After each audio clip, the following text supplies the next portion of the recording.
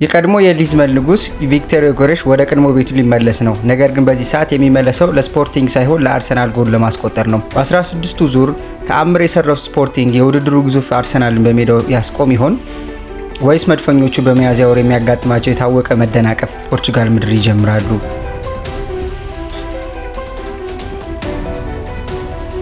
እንኳን ወደ ቻናላችን በሰላም መጣችሁ። ነገ በአውሮፓ ሻምፒዮንስ ሊግ የሩብ ፍጻሜ መድረክ ትልቅ ግምት የተሰጠው የስፖርቲንግ እና የአርሰናል ፊልሚያ በዝርዝር እንመለከታለን።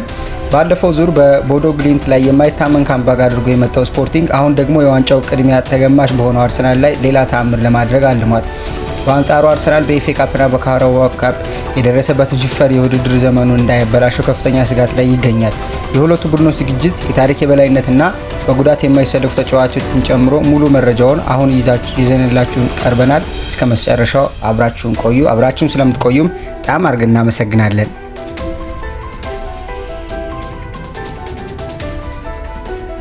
ቀዳሚ ሆነው የጨዋታ ዜናና የአሁን አቋማቸውን የምንዘግብበትን መረጃ ስንመለከት ስፖርቲንግ እሁድ ዕለት 4-2 በማሸነፍ በሊጋ ወይም ደግሞ በሊጋ ፖርቹጋል የዋንጫ ፉክክራቸውን ከማስቀጠላቸውን በላይ ከ1882-83 ወዲህ ለሚያደርጉት የመጀመሪያ የዩኤፋ ቻምፒዮንስ ሊግ የሩብ ፍጻሜ ጨዋታም ተስማሚ ዝግጅት አድርገዋል ማለት ነው። ካደረጓቸው 16 ተከታታይ የውድድር ጨዋታዎች ውስጥ የተሸነፉት አንድ ጊዜ ብቻ ሲሆን 13ቱን በማሸነፍ ሁለቱንም አቻ ወጥተዋል። በዚህም ጉዟቸው የወቅቱ ቻምፒዮን ፒኤስጂን ማሸነፍ ችለው ነበር።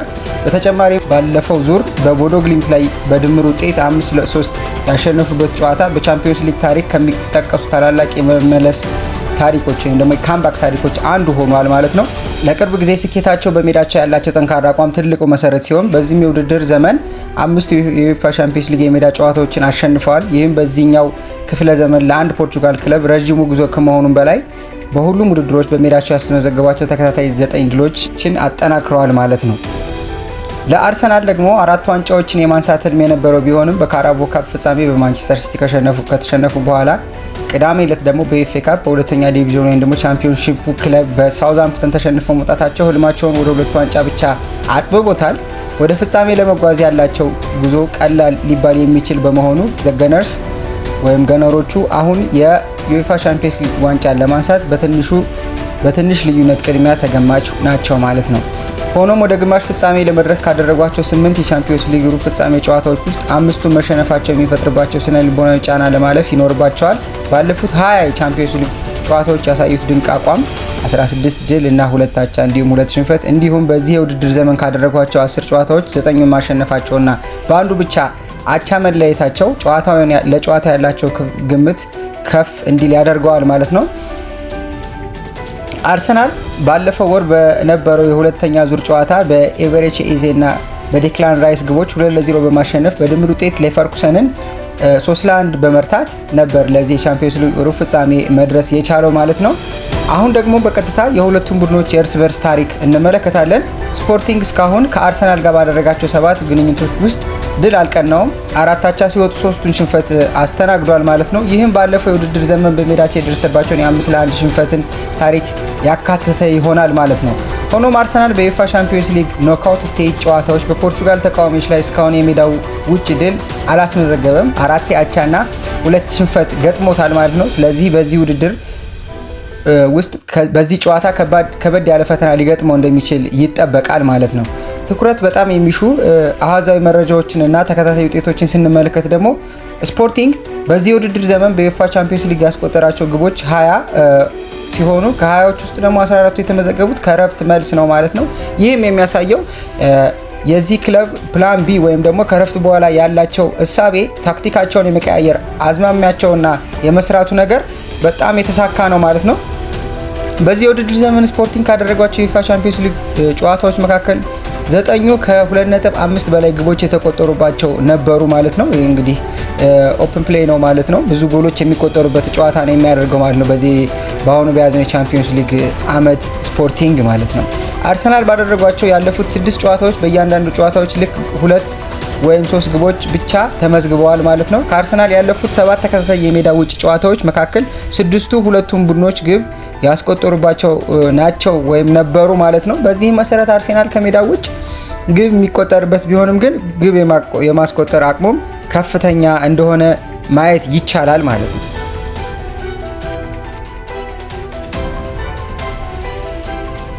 ከዚህም በተጨማሪ እነዚህ ሁለት ቡድኖች ወይም አርሰናል ከስፖርቲንግ ጋር ባደረጋቸው 5 ጨዋታዎች ውስጥ አልተሸነፈም። ሁለቱን ሲያሸንፍ በሶስቱ ደግሞ አቻ ተለያይቷል። ነገር ግን ሁለቱ ቡድኖች ለመጨረሻ ጊዜ በአውሮፓ መድረክ የኖክአውት ስቴጅ ጨዋታ ሲገናኙ ይህ ማለት ሁሉንም የአውሮፓ መድረክ ውድድሮችን ቻምፒዮንስ ሊግም፣ ዩሮፓ ሊግን እና አዲሱን ኮንፈረንስ ሊግን ጨምሮ ማለት ነው በተለይ ሲገናኙ በ2022-23 የዩሮፓ ሊግ ውድድር ስፖርቲንግ በፔናልቲ በመርታት አርሰናልን ከውድድር ውጭ ማድረጉ አይዘነጋም። በቅርብ ግንኙነታቸው ደግሞ ባለፈው የውድድር ዘመን በቻምፒዮንስ ሊግ የምድብ ወይም ደግሞ ሊግ ፌዝ ጨዋታ አርሰናል በፖርቹጋል ምድር ስፖርቲንግን 5-1 በሆነ ሰፊ ውጤት አሸንፎ ነበር። በአጠቃላይ ስፖርቲንግ ከእንግሊዝ ክለቦች ጋር ባደረጓቸው ያለፉት 13 ጨዋታዎች ማሸነፍ የቻሉት ሁለቱን ብቻ ነው። በተጨማሪም የእንግሊዝ ክለቦች በታሪክ ካደረጓቸው ያለፉት 10 የአውሮፓ የጥሎ ማለፍ ጨዋታዎች በፖርቹጋል ተቃዋሚዎች ላይ ወይም ደግሞ ተጋጣሚዎቻቸው ላይ የበላይነትን በመያዝ ማለፍ ችለዋል ማለት ነው።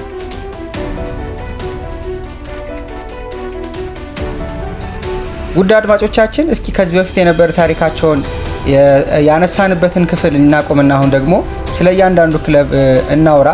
ስፖርቲንግ በ16 ዙር ካሳየው አስደናቂ አጀማመር በራስ መተማመን ሊያገኝ እንደሚችል ይጠበቃል። ያለምንም ጥርጥር ስፖርቲንግ ወደዚህ ፊልሚያ የሚገባው እንደ ዝቅተኛ ግምት እንደተሰጠው ወይም ደግሞ እንደ አንደርዶግ ቡድን ነው። ይህም በ16ቱ የኖርዌይን ክለብ ቦዶ ግሊምት ምንም እንኳን የትላልቅ ክለቦችን ገዳይ ቢባልም ስፖርቲንግን ለማለፍ ግን ቅድሚያ ተሰጥቶት ከነበረበት ሁኔታ ለየት ያደርገዋል ማለት ነው። ያ ማለት ስፖርቲንግ እንደዛም ሆኖ ቦዶ ግሊምት ብዙ ቲሞችን ቢያሸንፍም ለስፖርቲንግ ነበር ትልቅ ቅድሚያ ግምት የተሰጠው ማለት ነው። በዚያ ፊልሚያ ስፖርቲንግ ተስፋ አስቆራጭ ሁኔታ ውስጥ የነበረ ቢሆንም በሊዝበን በደጋፊዎቹ ፊት ውጤቱን የቀለበሰበት መንገድ ትልቅ በራስ መተማመን ሊሰጠው ችሏል ማለት ነው።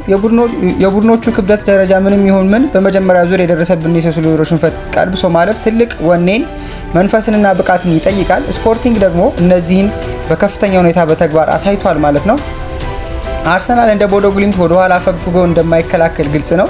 እንዲሁም እንደ ኖርዌይ ክለብ ለስፖርቲንግ የኳስ ቁጥጥር የበላይነትን በቀላሉ አይሰጥም። ሆኖም ግን በስፖርቲንግ ስብስብ ውስጥ በተለይ በአጥቂ ክፍል ላይ የአርሰናል ተከላካዮችን አሁን ካሉበት ወጣ ገባ አቋም አንጻር ጉዳት ሊያደርስ የሚችሉ ብዙ ብቁ ተጫዋቾች አሉት ማለት ነው ስፖርቲንግ። ከዚህ በተጨማሪ ደግሞ የአርሰናልን ጉዳይ ስንመለከት የአርሰናል የውድድር ዘመን እንዳይበላሽ ስጋት ገብቷል ማለት ነው። ማይክል አርቴታ እና አርሰናል በኤፍኤ ካፕ ሩብ ፍጻሜ በሳውዛምፕተን በደረሰባቸው ያልተጠበቀ ሽንፈት ክፉኛ ተከፍተዋል።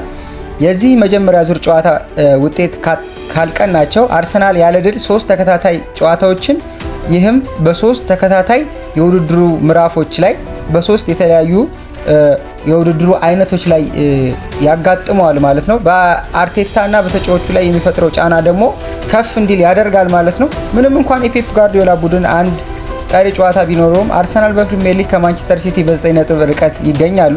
እንዲሁም በቻምፒዮንስ ሊግ እስካሁን የነበራቸው ጉዞ እንከን የሚያወጣለት ነበር። ሆኖም አርሰናል የውድድር ዘመኑን በጥሩ ሁኔታ ካላጠናቀቁ እስካሁን የለፉበት ውጤት ሁሉ ትርጉም አልባ ሊሆንባቸው ይችላል ማለት ነው። የአርሰናል እና የአርቴታ ቆይታ ወይም የአርቴታ በአርሰናል የሚኖረው ቆይታ እስካሁን በሚያዝያ ወር ወይም ኤፕሪል ወር በሚታዩ መደናቀፎች ይታወቃል ማለት ነው። በተለይ በ2023 የነበራቸው መሪነት ለሲቲ አሳልፈው የሰጡበት ወቅት አይረሳም። በ2024 እንኳን በፕሪሚየር ሊግ የነበራቸው ጉዞ ድንቅ ቢሆንም የዋንጫ ተፎካካሪነታቸው የወሰነው ብቸኛው ሽንፈት የመጣው በዚሁ በሚያዝያ ወር ነበር። የዘንድሮ በሚያዝያ ወር የአርሰናል የውድድር ዘመን ዳግም አዳክሞት እንዳያበቃ አርሰናል ብዙ የቤት ስራዎች መስራት ይጠበቅበታል ማለት ነው።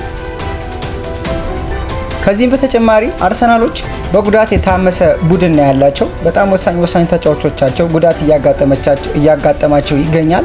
በተለይ 10 ተጫዋቾችን በኢንተርናሽናል ብሬክ ለተለያዩ ሀገራት ሰጥቶ የነበረው አርሰናል መልሶ ወደ ክለቡ እንደመለሳቸው ይታወቃል። ከምንም በላይ ግን ለነሱ ጥሩ ዜና የሚባለው ቪክተር ዮኬሬሽ ሙሉ በራስ መተማመን ተሞልቶ ወደ ሊዝበን መመለሱ ነው። ወይም ደግሞ የነገውን ጨዋታ ለመጀመር ከምንም በላይ ትልቅ የራስ መተማመን ላይ ይገኛል ማለት ነው። ባለፈው የ2024-25 የውድድር ዘመን በስፖርቲንግ ቤት እጅግ አስደናቂ ጊዜ ያሳለፈው ቪክተር ዮኬሬሽ አሁን ላይ ባለበት እጅግ ምርጡ አቋሙ ሆኖ ወደ ቀድሞ ሜዳው ይመለሳል። ባለፈው ሳምንት ዮኬሬሽ በፖላንድ ላይ የማሸነፊያ ግብ በማስቆጠር ስዊድንን ለፊፋ ወርልድ ካፕ እንድታልፍ የረዳ ሲሆን በሴንት ሜሪ ስቴዲየም በሳውዛምፕተን በደረሰባቸው አስከፊ ሽንፈት ወቅትም የአርሰናልን ብቸኛ ግብ ያስቆጠረው እርሱ ይህ ተጫዋች ነበር ማለት ነው። ይህ አጥቂ ባደረጋቸው ያለፉት 4 የፕሪሚየር ሊግ ጨዋታዎች 3 ጊዜ ሲያስቆጥር ለአርሰናል ባደረጋቸው ያለፉት 6 ጨዋታዎች ደግሞ 4 ግቦችን አስመዝግቧል።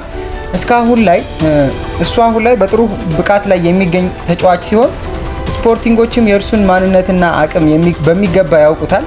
በእርግጥ የአምና ተጫዋቻቸው ስለነበረ፣ ስለዚህ እርሱን እንዴት መግታት እንደሚችሉ የሚወስኑበት ውሳኔ የዚህን ፍልሚያ ዕጣ ፈንታ ሊወስን ይችላል ማለት ነው።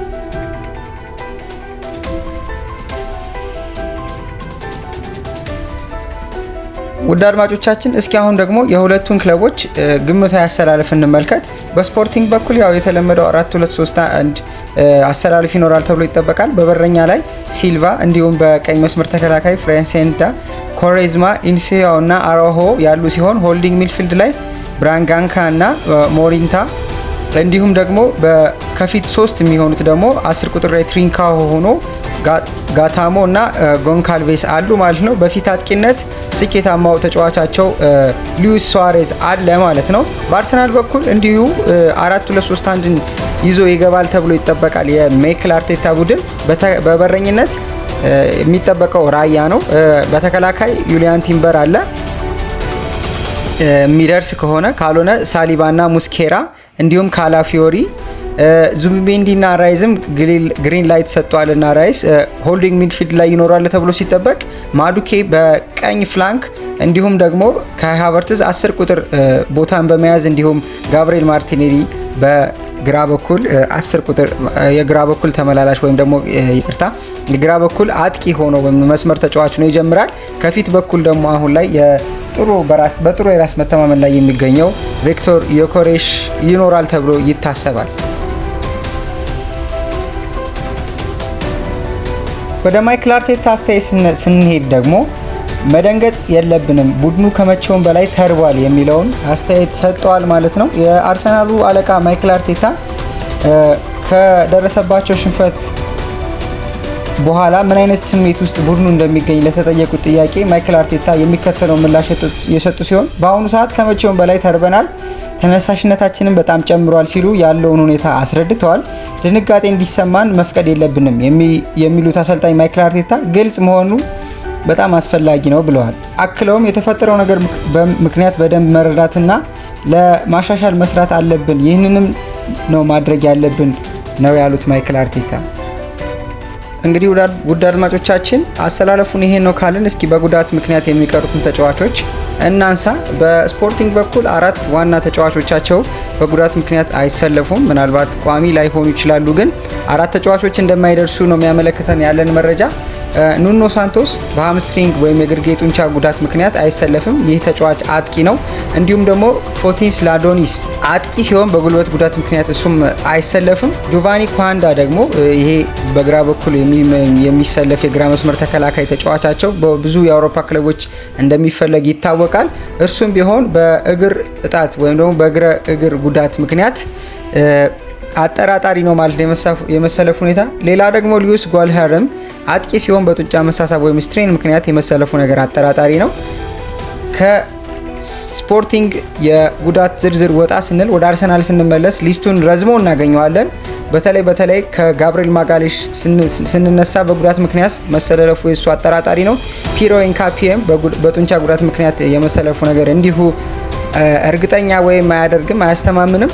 ኤቤሬቺ ኤዜ አማካኝ በካልፍ ጉዳት ጡንቻ ምክንያት ያው እንደማይሰለፍ ወይም ደግሞ ጨዋታው ላይ እንደማይኖር ወደ ስፖርቲንግም ወደ ሊዝበን እንደማይጓዝም የተረጋገጠ ነው። እሱ ብቻ ሳይሆን ሚካኤል ሞሪኖ ረዘም ያለ ጉዳት ስላጋጠመው ወደ ሊዝበን አይበርም። ከዛ ውጭ ግን ዴክላን ራይስ እና ሊዛንድሮ ትሮሳርድ ለጨዋታው አረንጓዴ መብራት ወይም ደግሞ ግሪን ላይት የሚሉትን ሰጥተዋል። ነገር ግን ቡካዮ ሳካ እና አሁንም እያጠራጠረ የሚገኘው ጁሊያን ቲምበርግን ዝግጁ ላይሆኑ ይችላሉ ማለት ነው። እንግዲህ አድማጮቻችን ለዛሬ ያዘጋጀነው የቅድመ ጨዋታ ትንተና ይህንን ይመስል ነበረ። አርሰናል በፖርቹጋል ያለውን የታሪክ መርገም ሰብሮ ድል ያስመዘግብ ይሆን ወይስ ስፖርቲንግ በሜዳው ያለውን አስደናቂ ጉዞ በማጠናከር ለለንደኑ የመልስ ጨዋታ ምቹ ውጤት ይዞ ይመለሳል ብላችሁ ታስባላችሁ? የእናንተ ግምት ምንድን ነው? ዮኬሬሽ በቀድሞ ክለቡ ላይ ግብ ያስቆጥር ይሆን? ያላችሁን ግምት በኮሜንት መስጫ ላይ አጋሩን። ቪዲዮውን ከተመቻችሁ ላይክ ማድረጋችሁ እንዳትረሱ። እንደዚህም ያሉ ትኩስ የስፖርት ዜናዎችና ትንታኔዎች ሁሌ እንዲደርሷችሁ ደግሞ ቻናላችን ሰብስክራይብ በማድረግ የደወል ምልክቱን ይጫኑ። ስለተከታተላችሁ እናመሰግናለን። በቀጣይ ቪዲዮ እስክንገናኝ መልካም ጊዜ። ባይ ባይ። ወዳችኋለሁ።